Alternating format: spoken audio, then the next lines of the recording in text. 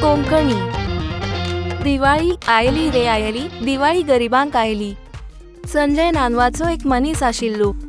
ताची बायल आनी 2 भुरगीं आशिल्ले. ताचे कुटुंब आशिल्ले. संजय खूप गरीब आनी प्रामाणीक आशिल्लो.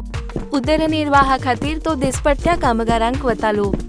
तशेंच ताची बायल मजुरीचो काम करपाक. दिवाळी लागीं आशिल्ली, ते खातीर तो कंदील तयार करून विकपाक लागलो. संजय सकाळी पयलींच उठून कंदील विकपाक गेलो. तो दिसभर भोंवतालो. कंदील घेवचे, रंगीत कंदील, छान छान कंदील. संजय पळोवन एका सेठजीन ताका आपयलो आनी विचारले, कंदील कशे आसात ते पळोवया. कंदील पळोवन शेठजीन रागान म्हणले, हातांनी तयार केल्यार असो कंदील कोण घेतलो. फुडें अवच. संजय उलोवंक नासतना फुडें गेलो आनी कंदील विकपाक लागलो.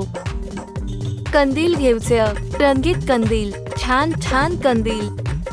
सांजवेळार तो घरा परतलो. मकरंदाचे बायलेन ताका विचारले, आयज कितले कंदील विकले. संजय म्हणालो, आयज खाशेली विक्री जाली ना.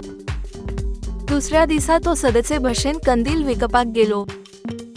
कंदील विकता आसतना ताका दिसले, कानेचोर एका सज्जनाक सुरीन लुटतात. तो वाचवा असो आवाज काडतालो. ते ऐकून संजय धांवून ताच्या आदाराक गेलो. संजय हाणे पयसुल्ल्यान फातर उडयले आनी चोरांक हारयले. बारीकसाणेन पळयल्यार तो शेठजी. शेठजी मनात चिंतपाक लागलो की ताणे फाटोफाट केल्ल्यान ताचो जीव वाटायलो. शेठजीक स्वताची लज दिसूंक लागली. शेठजीन ताचे कडेन माफी मागली. शेठजीन आपली सागडे कंदील विकत घेतली आणि इनाम म्हणूनय पैसे दिले. शेठजीन ताका आणि ताच्या कुटुंबाक कपडे विकते घेतले. गोड आणि दिवाळीच्या वस्तू विकती घेतल्यो. सगळ्यो वस्तू घेवन तो घरा परतलो.